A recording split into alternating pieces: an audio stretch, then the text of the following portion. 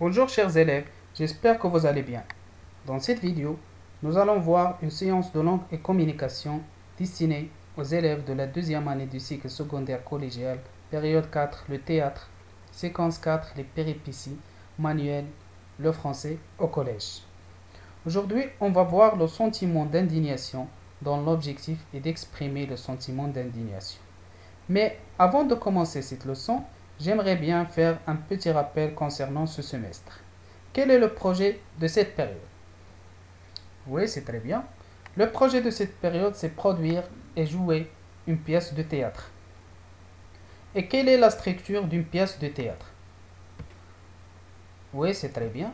La structure d'une pièce de théâtre, c'est la scène d'exposition, le nœud, les péripéties et le dénouement. Maintenant, prenez vos livres à la page 137 et essayez d'observer les deux supports. Support 1.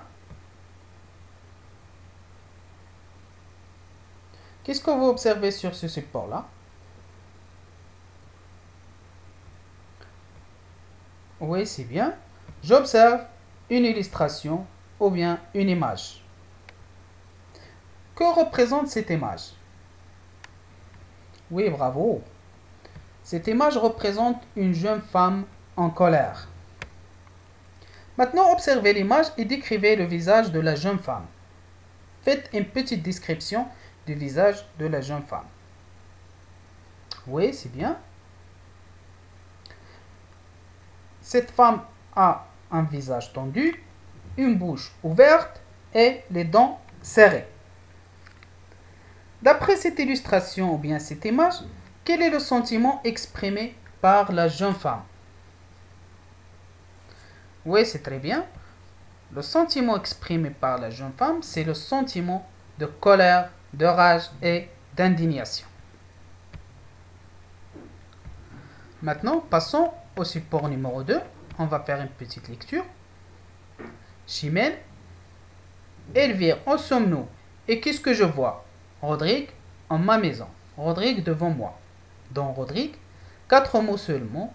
Après, ne me répond qu'avec cette épée. Chimène, quoi? Du sang de mon père encore te tromper? Dans Rodrigue, ma Chimène, Chimène, ôte-moi cet objet odieux qui reproche ton crime et lavé à mes yeux. Le Cid Cornell. Qui parle dans ce texte-là? À qui? Et à propos de qui? Et à propos de quoi? Oui, c'est bien.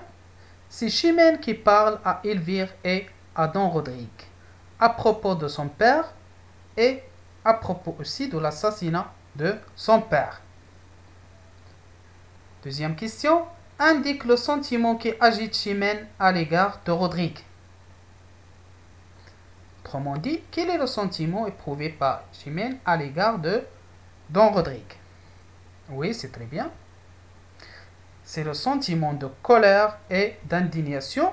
Pourquoi? Parce que Don Rodrigue a tué le père de Chimène. Troisième question.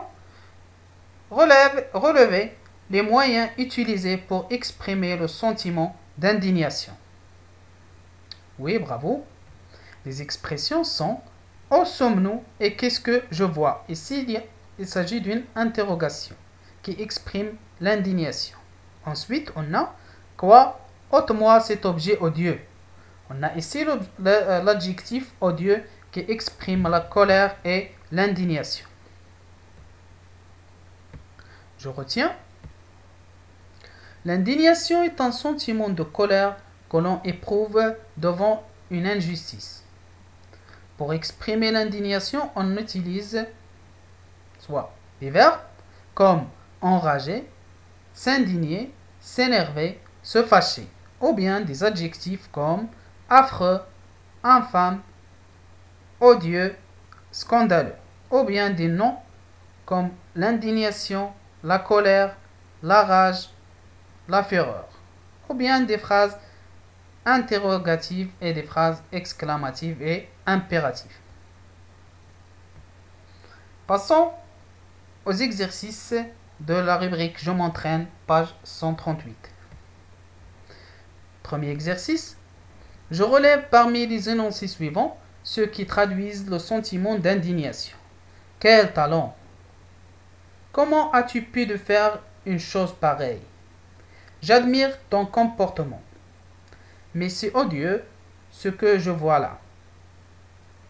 T'es enfin de retour, j'en suis très heureux. Je suis fou de rage. Deuxième exercice. Je formule des énoncés correspondant aux situations suivantes pour exprimer mon indignation.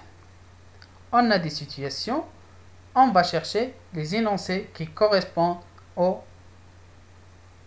énoncés suivants, aux situations suivantes. Un enfant se moque d'un handicapé, un automobiliste brûle un feu rouge, ton camarade manque de respect à ton professeur.